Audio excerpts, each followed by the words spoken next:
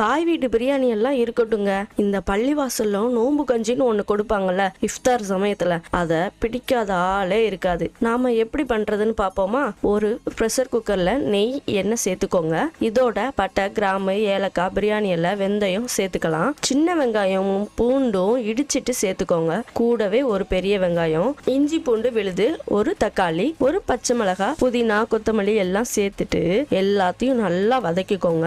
இப்போ கொத்துக்கறி சேர்த்துக்கணும். நான் மட்டன் சேர்த்திருக்கேன், நீங்க சிக்கன்லையும் செய்யலாம். ஒரு கப் அரிசிக்கு 1/4 கப் பாசிப்பருப்பு, உப்பு அண்ட் கொஞ்சம் கரம் மசாலா சேர்த்துக்கோங்க. 6 கப் தண்ணி விடணும். அப்புறம் 6ல இருந்து 7 விசில் ஆகுங்க மட்டன் வேகிறதுக்கு. கடைசியா 1/4 கப் திக்கான தேங்காய் பால் சேர்த்துக்கோங்க. கண்டிப்பா சூடா இருக்கிற தண்ணி மட்டும் ஊத்தி கன்சிஸ்டன்சியை அட்ஜஸ்ட் பண்ணிக்கோங்க. கொத்தமல்லி போட்டுட்டா சூப்பரான நோம்பு கஞ்சி ரெடிங்க. இந்த வருஷம் இஃப்தாருக்கு கண்டிப்பா செஞ்சு பார்த்துட்டு எப்படி இருந்துச்சுன்னு கமெண்ட் பாக்ஸ்ல கமெண்ட் பண்ணுங்க. அப்புறம் இந்த ரெசிபி உங்களுக்கு பிடிச்சிருந்தா லைக் அண்ட் சப்ஸ்கிரைப் பண்ணிக்கோங்க.